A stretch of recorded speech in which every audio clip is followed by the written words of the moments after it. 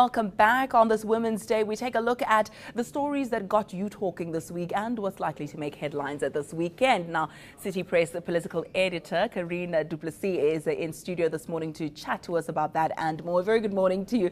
Thank you so much for joining us. You promoted me to editor. Did I? I'm just a senior reporter. Well, I follow you on Twitter. So to me, I think your tweets and your insight has so much gravitas, and I promoted you. My apologies for that. Thank you so much for joining us. I think it's great to speak to a woman about issues that affect women. So let's start there, shall we? It is Women's Day. We always have coverage this time of year. Every media organization puts something forward.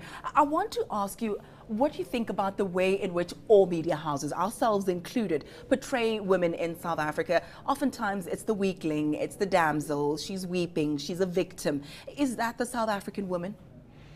No, I mean, the sad thing is that it's a South African story. I mean, we've seen this past week rapes, babies being raped, women being raped. We've seen Ina Bonet, the monster of Modimolle.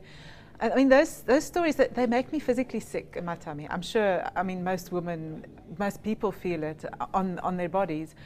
So I think, sadly, it's still part of the South African story. But I think in terms of the media, in terms of the newspaper I work for, and I'm lucky because I've got a female editor, we take a lot of care to portray women as strong as well. You know, there are the sad stories. We do look at rape statistics every week. We do look at rape stories every week. But we also make sure that we put women on, you know, on the opinion pages, in strong positions, that we interview them as newsmakers. And I think most newspapers have a good awareness of, you know, of portraying women as strong and as newsmakers. But often when it comes to asking people for opinions, I even find myself, if I'm looking for a political analyst, for instance, to give me an opinion for a story, I struggle to find a woman. There's one or two women that I can think of, but either women don't put themselves forward, or we're too scared to express our opinions, or we don't get rated. And I think also on the opinion pages of newspapers, and I really like to read Business Day, I like to read their opinion pages. And it's not often you will just see men on the pages. And I mean, they write great opinions, but I think when it comes to opinions especially, women, I don't want to say we think in a different way, but I sometimes think we feel the world in a different way. We feel news in a different way. Politics, you know, when stuff that matters, stuff that I think maybe by virtue of us being childbearers, maybe we think of social issues more. We think of looking after families, whereas as men. But I think that voice is necessary just to hear the female perspective. And there are plenty of women in empowered roles and positions to speak of. One not so good example, though, is Dinapulle, the former communications minister. She's been all over the news since revelations from the ethics committee. That's dominated headlines this week. Yeah, well, I think to take the positive out of that story, women can be good as well as bad. It shows that we're equal to men in that respect too. But it is very unfortunate. I think Dinapulle has badly abused her power and abused her position of power and her access to our resources, to our tax money. I see in the Pretoria News this morning there's this story. It gives some details about the parliamentary investigation into her and the report that Ben Turok and the ethics committee set up. And it says she went to, I think, something like 5 world cities, South America, North America, Europe, within the space of a month, stayed in grand hotels, I don't know if it's the Ritz in New York or something, and went with her alleged boyfriend, as she used to call him. Of course, the parliament found that he was her de facto spouse.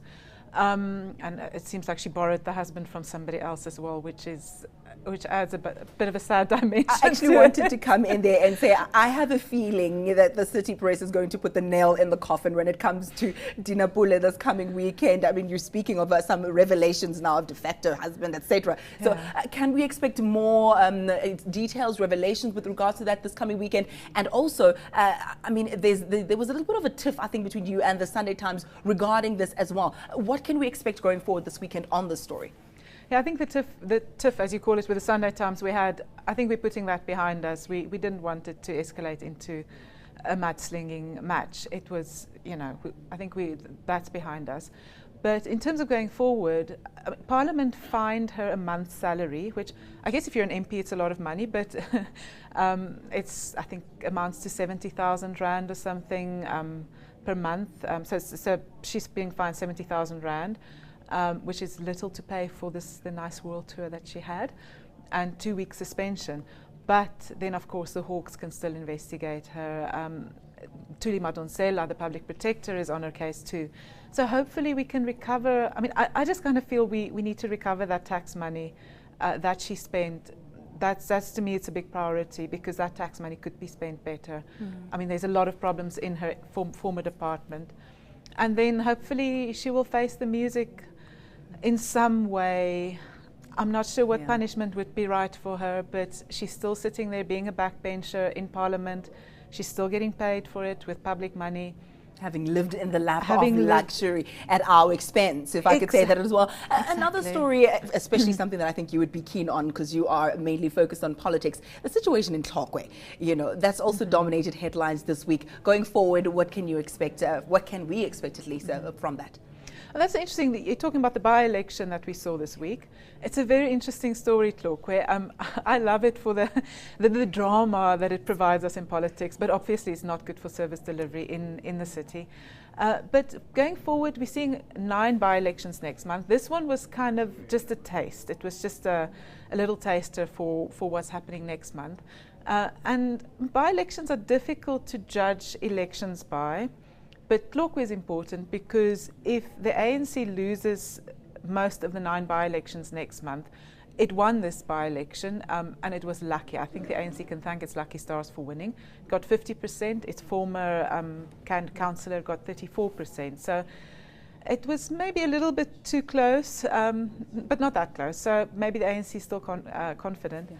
But next month, if they lose most of their seats, they lose the city. And Annette Kombrink from the DA will happily remain mayor there, which I think maybe will be good for the city in terms of service delivery, because I think the ANC in the province should sort its fights out, especially before next year, before the next election. Exactly, because this can be a litmus test of things to come. And very quickly as well, Carien, what can we expect, anything for anything in general, outside of the issues that we've discussed this coming weekend? It's coming, well, we're still figuring it out. We still have 2 working days to go till Sunday. But yeah, I think the Vavi thing next week is going to be worth watching. He's speaking tomorrow at a funeral with his new ally, Ivan Jim, from NUMSA. And I don't know, I expect, I'm not sure if he's going to speak about his case or his wrongdoing tomorrow, but next week the COSATU's Central Executive Committee is meeting, and I expect we might hear them saying something about his case and about his future. So that will be something to look forward to next week. And we will look forward to that. And thank you so much again for joining us. That was City Press senior reporter Carien du Plessis. Let's take News that moves. eNCA.com.